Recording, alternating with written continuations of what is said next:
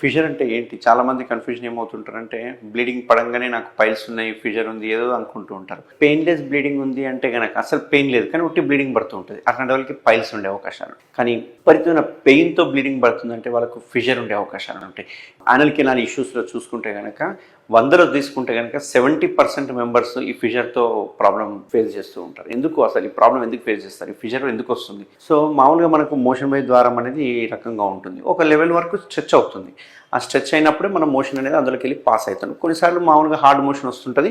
మనకు కొంచెం ముఖంగానే అది లోపల నుంచి వెళ్ళిపోతూ ఉంటుంది. కొంచెం ఎందుకంటే ఆ లెవెల్ వరకు స్ట్రెచ్ అవుతుంది.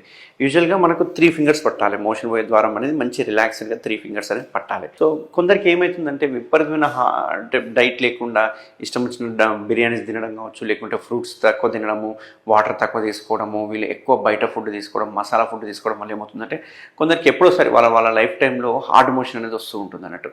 సో రాళ్ళ లాంటి మోషన్ వస్తూ ఉంటుంది. వీళ్ళు ఏం చేస్తున్నారంటే గట్టిగా ముక్కాల్సి వస్తుంది. ఆ ముక్కడం వల్ల ఏమవుతుందంటే ఈ ఇంత స్ట్రెచ్ అయినా కానీ ఆ మోషన్ బయటికి రాదు. దాంతో ఇంకా గట్టిగా ముక్కే వరకు ఏమవుతుందంటే మోషన్ బయటికి వచ్చుకుంటూ మొత్తం యానల్ కెనాల్ని చీల్చుకుంటూ వస్తుంది అన్నట్టు. అంటే చిట్లిపోవడం అంటారు కదా, చిట్లిపోతూ ఉంటుంది అన్నట్టు. అట్లా చిట్లిపోవడాన్ని మనం ఫిషర్ అంటుంటాం అన్నట్టు. దీనిలో కూడా 2 రకాల ఫిషర్స్ ఉంటాయి. అక్యూట్ ఫిషర్ అని, క్రానిక్ ఫిషర్ అని చెప్పి అంటుంటాం అన్నట్టు.